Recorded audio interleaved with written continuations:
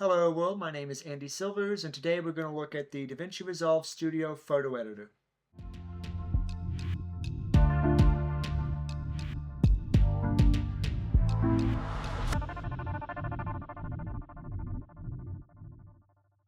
So in the latest version of DaVinci Resolve 21, Blackmagic Design added a photo editing tool or page to the DaVinci Resolve program or software. And it's interesting for a few reasons, one of which is that I've actually been using DaVinci Resolve as a photo editor for years anyway. But now Blackmagic Design added an actual official photo editor to Resolve. And so it's pretty cool to see that. I'm going to be using the studio version of Resolve 21, I believe 21.04. But I have tested it, and you should be able to use the photo editor in the free version of Resolve, which essentially means that you're getting a free photo editor as well as a free video editor. Resolve is an industry-leading software for video editing, color correction, compositing, and audio. And so I wanted to show y'all a little bit about the photo editing tools that have just been added in the past few weeks. So let's take a look at that. I'm not going to run down a list of specs or whatever because you can go to Blackmagic's website and take a look at that. Instead, I'm just going to show you experientially what it's like to do some editing in DaVinci Resolve. If you like these videos and you want more of them, please subscribe and comment. That helps the algorithm know that you're interested. If you want to support me directly, as the channel is not yet monetized, please check out my books. There are 4 of them, and they're all linked in the description. The ages vary from for brand new readers to adults, so check those out. And I also wanted to ask, because this channel typically reviews technology, and that stuff's very expensive, let me know in the comments if you'd be interested in supporting a Patreon page or something similar to help directly finance the channel so I could do more cool stuff with various computer hardware and cameras. Alright, so I'm opening up Resolve Studio right now, and I have a couple of pictures that I've put in here. The first thing we want to do is go down to the photo page because that's what we're going to be working in. And this is the brand new page that has been added to DaVinci Resolve. Now, when you think photo editing, it's probably better, generally speaking, to think more like Lightroom and less like Photoshop. Can you do some Photoshop style stuff in here? Absolutely. But it's better, I think, generally speaking, to think of this as a Lightroom alternative or maybe like a Capture One alternative as opposed to a Photoshop alternative. So I have a couple sample pictures in here.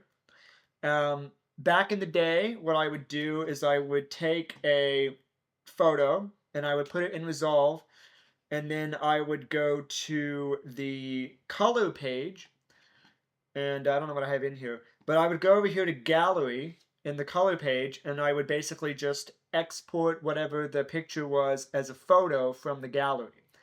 And I believe I also had a number of options if I wanted to export it as a JPEG or a PNG or what have you. And so I was doing that quite extensively. I even did that actually for there's like a Pink Panther image that I created I created using a mix of both Illustrator and Resolve in order to do kind of like a fun test or like I guess you could call it concept art for a movie idea. And but now I wouldn't need to do it like that. I could just render out a base version and then put it in Resolve's photo editor.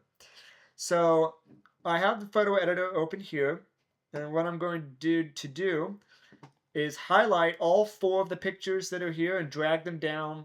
Actually, I'm not going to drag them down yet because what I want to show you is something real quick. So we're going to click on the first picture, which is of a horse in a barn. And I'm going to just go down here and I'm going to crank the exposure a bit just to show that I have edited the photo. And if you go up here to quick export, you'll notice that it says export setting H.264, Hyperdeck, YouTube, Vimeo, yada yada. The problem with that is that those are, of course, video export settings, which is wrong. We're exporting a photo. So what you have to be aware of is you can't export anything like that unless you put it down here in the album. But it has to be in the photo album. And now when I click on the horse picture again, with the exposure still there, the change that I made, I go to quick export and see now completely different. Now it says JPEG, PNG, HEIC, and TIFF. Right, so now I can have a lot more control over the quality, and you can do 16 bits, you can do all kinds of crazy stuff, but we're going to do that later.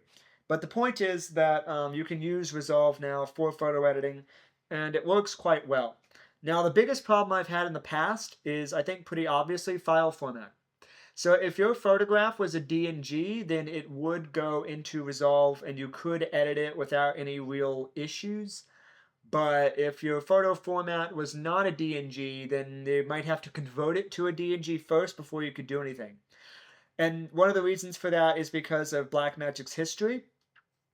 See, back when Blackmagic first started making cameras, they didn't use B-RAW because B-RAW didn't exist. They used Cinema DNG, right? Which is, for all intents and purposes, is just multiple DNG pictures kind of just slammed together effectively, with some modification, but it basically is just DNG, right? Which is a very mainstream sort of non-proprietary format. So that's the reason why it would work. But when I tried to put in Canon RAW files into Resolve, it would not work. I could put in PNGs and JPEGs all day, but no Canon RAW. But now, because this is an actual photo editor, I can put in Canon RAW files. So let's start looking at these real quick. There's a couple of things that I want to show you and I want to note. So let's click on it looks like the horse picture has already been selected. So let's close the media pool and we can look at the horse picture. We can look at the metadata first. Let's see if it'll, okay.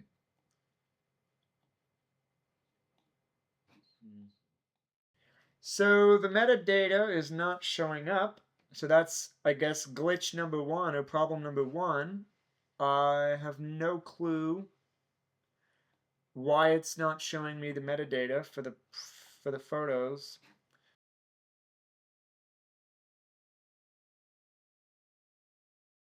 Okay, so after restarting Resolve, I finally got the metadata page to show up. I don't know if that's a common problem or what, but it just was not showing up. But now it is showing up, which is really useful. And you can see the first picture with the horse is shot at 14-bit, which is the standard default bitrate for most sort of high-end mirrorless DSLR cameras. The second picture is shot on Nikon, and therefore is an NEF file, and it is also 14-bit. This third picture is a little weird. This one was shot on a Panasonic camera, the G85, which it does tell you over here underneath the photo in the metadata page. Well, it's not a metadata page, but it's underneath the photo. It tells you the camera name, G85, ISO 100, 1/60th of a second, f1.7, 25 millimeter. This one is interestingly at a 12-bit depth. I'm not sure why. I know that some cameras will shoot 12-bit in order to give you higher frames per second. You can shoot at a higher frames per second if you're willing to lower the bit rate. I think the Leica cameras will do that, and a number of other ones, but it is interesting. And then the final picture in here is an 8-bit photo, and this is a PNG file, and I purposefully put this in here so you can see a bunch of different types of photo files and how they react to being edited in this new photo editing tool set in Resolve. So the Canon file is going to go first. We've already looked at the metadata. So under the inspector, we want to start typically with the raw settings. You can look at a whole bunch of different settings. There's a whole bunch of different things you can do. If you're familiar with Resolve, this is going to be very similar to what you can do with Resolve. So I'm going to click the highlight recovery button. And sometimes the difference with that tends to be a bit more subtle than other times. This photo was taken on the Canon PowerShot V1, which does shoot 14-bit RAW at ISO 800 and 11 millimeters, so a very wide-angle shot. And actually, on this particular camera, if you shoot wide enough, you'll actually see massive vignetting that you can actually remove in this photo editing software, which is nice. I mean, you can remove it by just cropping, obviously, but there's another way to remove it with removing the distortion. So there's a lot to note. You've got a histogram, very similar to Lightroom. You can change the color space, so we can do Canon Cinema Gamut. You can do Rec 709. You can change the gamma log, so that changes it to Canon log, which is very weird to do for a photo. So I'm going to change it to sRGB because that's going to be the color space that a lot of photos will be exported in. So I'm just going to make some random changes. I'm going to brighten up the image because it's a little dark. I'm going to pull down the shadows, and then I'm going to boost the highlights a little bit. But there's a bit of a glitch thus far in the photo editing tool that I'm going to show you right now. I'm going to try changing the color temperature. Oh, there it goes. So you can see the picture just turned green. And even if I double click the temperature button to reset it, it doesn't change back. It does not change back from being green. It's still green. And even if I go here and I mess with the highlights, right, and I change the color boost, it's still green. That's not gone away. So that's clearly some sort of glitch. The only way to get rid of it at this point is to just reset the whole thing. So you can see now the green is gone. And I believe the same problem occurs with the tint. So look, see, I changed the tint even just a little bit and the whole picture turns green. And again, even if I double click the tint to reset it to 0, it's still green. So this is obviously some sort of error with the Resolve editor and how it handles Canon RAW files. Because if we go over here to the Nikon RAW file, let's go to the RAW settings over here. You can see it looks like some of the options are a little bit different. Yeah, there's a lens distortion option or correction that you can choose. Okay. Lens vignette, looks like you can add or remove vignetting. Looks like, okay, so turning it up removes it. So this was not there with the other one. So the options that'll be there will vary a little bit depending on the exact RAW file, which does make sense. So let's try changing the color temperature. No issues. Let's try changing the tint. No issues. Yeah, so there's no issues there. With the Nikon RAW file, this was, I believe, was taken on the Nikon Z5 Mark II, in case you're wondering what specific Nikon camera. Let's move over to the G85. This picture of a cat was taken on a Panasonic camera. Let's try changing the color temperature. Okay, I don't really see any issues, although if I double tap to go back to default, it does 6500. But if I reset all the color options, it does 4813. So that means that the color temperature is changed or is set at 4813 before I even change anything, which means it's not set to the default. It's set below the default. I suspect that that's related to metadata. The metadata for the photo says the color temperature is supposed to be 4813, so it's changing it to that. I think that's what's happening. And then we'll change the tint. Let's do the tint. All right, we're going to move it up a bit and then change it back. Yep, everything appears to be fine. So you can see that there doesn't appear to be an issue except for with the Canon RAW. So I would recommend that you test it if you have a Canon camera and see if that that glitch is maintained across all Canon RAW files or if it's just my unlucky download. And I do have the latest version of Davinci Resolve Studio, so that's not the issue. Thankfully, this is something that could be easily fixed with some updates and revisions. And then at the end, I have a PNG, I believe it is, a PNG picture. This picture was shot on a Leica SL3. And you can see under photo, I can make some alterations, right? But I can't change the RAW settings because it's not a RAW file, it's a PNG file. So I cannot change the RAW settings, but I can change all these other settings. I can zoom in and out. I can change the cropping and, of course, the main stuff like the highlights and the shadows. So just be aware you can change. You can do plenty of photo editing with PNGs. It's just not going to be quite as many options as you would have with a RAW file. You can see the resolution is very high, 6,000. Yeah, so let's go back to the RAW file. So here's the horse picture again. So let's go back to the RAW settings and do a little bit more. So we're going to do a lot more genuine editing here. So we're going to do some serious work with the highlights and the shadows. We're going to boost the color a good bit. Let's see, lift. Don't really want to mess with that. You can double click like normal to reset the settings if you make a mistake. Boost the gain to really make the picture look a little bit more contrasty. I'm going to turn on highlight recovery, which is not needed, of course, for every shot, but here I think it works. Under the photo tools, we can, let's see, tint. I want to see if I can mess with the tint here. Yeah, so I can mess with the tint here without it causing any issues. And I'm going to move it up a bit. You don't typically want a greenish tinge in a photo like this. Okay, so now I'm going to show you some effects. So we can add effects. We're going to go up here to the Effects tab. And the main effect that I would want for this photo, of course, is lens distortion correction. So close the effects tool. So now we have the lens distortion effect added. And obviously it's being added wrong. So if we do like that, that changes the picture kind of back to the way it was. But of course we don't want that. We want to undo the distortion from the lens. So I am going to, kind of have to eyeball it a bit here, but you get the idea, and you can do fine adjustment as well. Okay, there we go. Yeah, see that does look more naturalistic. Then you can do a number of that looks terrible, of course, because it's yeah. But anyway, so you can do all kinds of things. You can turn it off and on like this to see if the effect looks any good. And so there's an example of an effect, and then we can go back to the raw file just like before. We can do noise reduction. And of course we can zoom in and out like this so we can really see the changes. So let's undo the noise reduction. So yeah, there's not a ton of noise in this image, which makes sense. I mean, there is a little bit, of course, but it's shot at ISO 800, so there really won't be too much noise. But you get the idea. You can zoom in and out. And then when you're ready, you can go to Quick Export.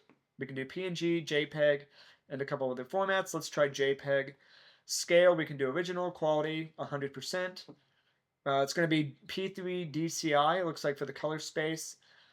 And so we can click export, but I'm not going to do that right now because you get the idea. You can do the fusion overlay. See, there's the overlay for the effect. And see, of course, if you move it around, that's going to change where the center of the lens is considered to be, so to speak. And there's a couple of other things you can do. You can crop like this. So I'm going to do a little crop, enter. There we go, it's been officially cropped. Let's see here. And then you can tag it as a good take or a bad take if you like. That helps you with filtering out the different photos that you have. But let's open that back up actually and uncrop it.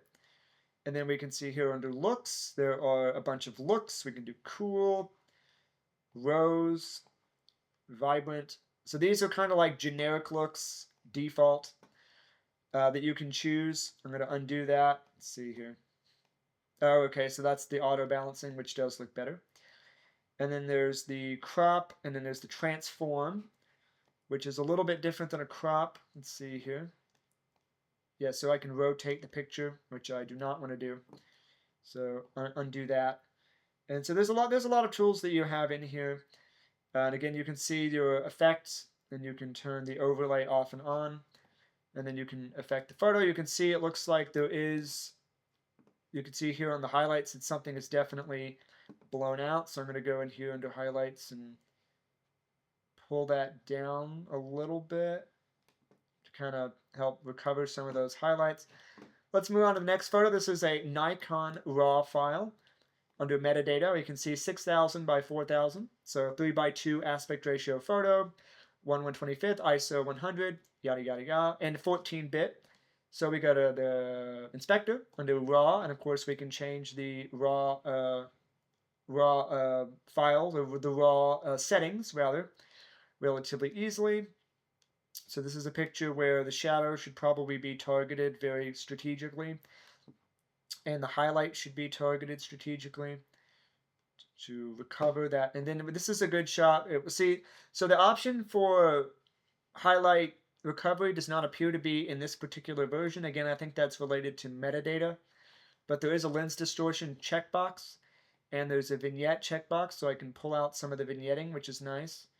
sRGB. Oh, okay.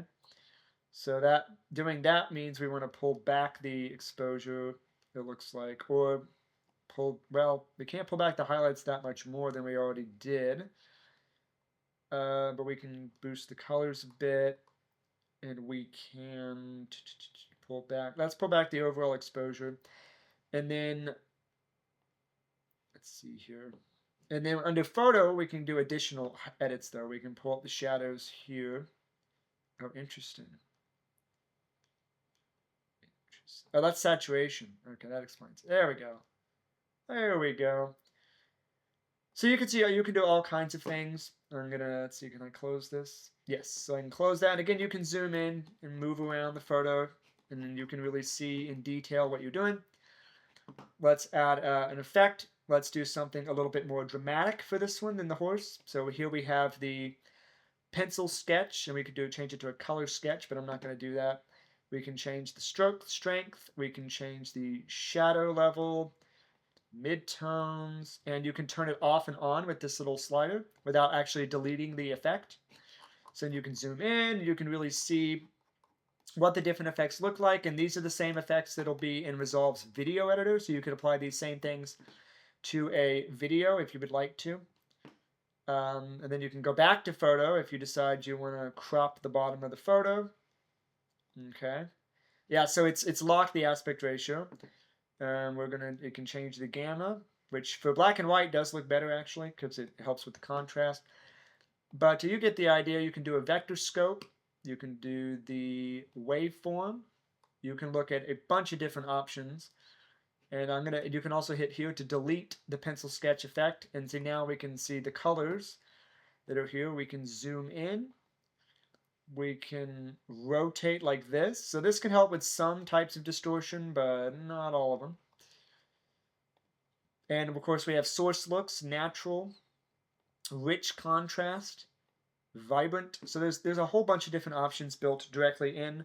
So again, this is very much a sort of replacement or equivalent of something like Lightroom, not Photoshop.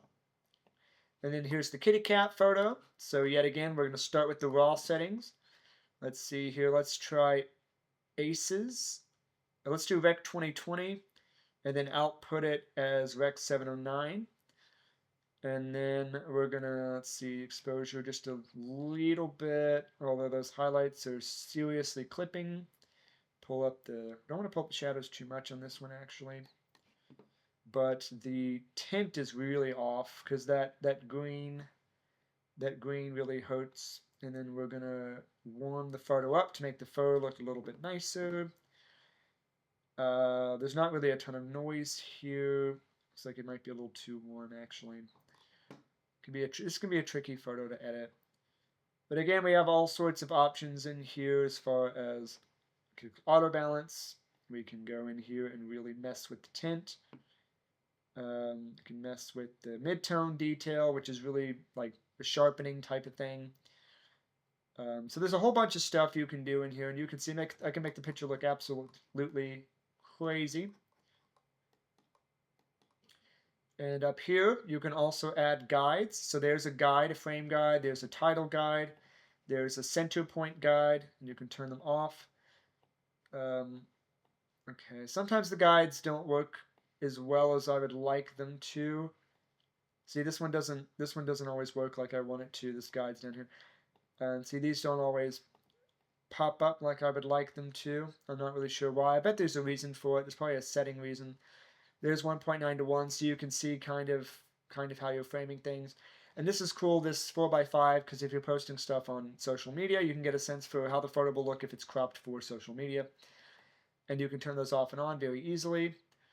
You can do a number of different things. You can you can change the resolution of the preview.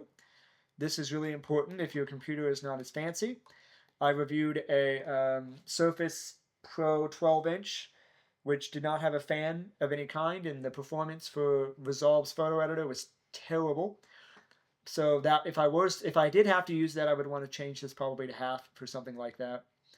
This is where you can bypass the color correction and see the original. So this is how you can do a before and after. So there's your before and after, essentially, which is really convenient. And you have the different photo albums, and you can also create different versions You can create different versions of the photo so that you can do a bunch of dramatic editing to one of them and not worry that you're going to lose your edits. Over here, we can give this a rating. I'm going to give it 4 stars. So that creates a piece of metadata, a rating that I can use to sort. Over here, you can filter it. So I can say filter by rating. And you can see that one picture is removed because it actually has a rating and the other ones do not. And then I can turn off and on filters entirely. If I go back to the cat photo, I can add a LUT just like I would if it was a video. So let's do this one. This looks terrible, of course, but it's just for illustrative purposes. Adding a LUT to a picture is a little bit weird, and then we can turn that off. We can change the clip color. So here's this. So version 1, so we can do it new version. So of course calling it version 2 makes sense. So now I can switch back and forth between version 1 and version 2, depending on the situation. Let me see under photo. I want to get rid of all those terrible effects. So now I can switch between version 1, which has those effects, and version 2. So that means that you can do what's called non-destructive editing, essentially. And then this final photo is a PNG file. So I just wanted to show you that. The raw controls are off because they don't exist for PNG files.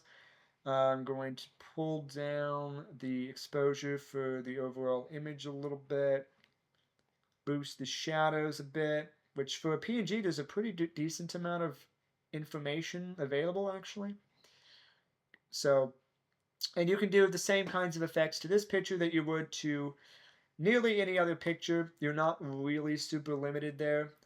We can do, this is interesting, you could do a lens blur, so you can add an artificial lens blur. We can do heptagon. Okay, yeah, you can see exactly what the shape of the actual sort of fake aperture is.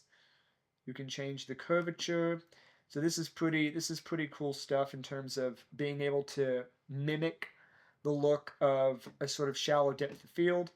And I believe there's a ton of effects here. You'll really want to spend time getting used to it and figuring it out. But there are a bunch of cool things. Face refinement, face age transformer. There's a bunch of really cool stuff that you can do in here if you know what you're doing and you're willing to spend time with it. So there's a lot of good stuff in here that you can mess with. And so I just wanted to show you that. And then this is the photo album on and off. This is the media pool back. So now we can go back and look at the media pool and add more pictures. We can do new photo album, new bin, import media. So we can import media from my computer. There's a lot of options in here that you have available to you. So basically that's a quick look at Davinci Resolve's photo editor. There are a number of good options. There are a few glitches, weird things, like when the metadata just didn't show up. See, there it is, it's back. But there's a few glitches like that where the metadata page just isn't working properly, or with Canon RAW files where it turns green if you try to mess with the color temperature or tint slider. I suspect all that will be fixed in due time. So let me know if you'd be interested in doing photo editing in Resolve, and if not, let me know what photo editor you use, and I'll see you in the next video.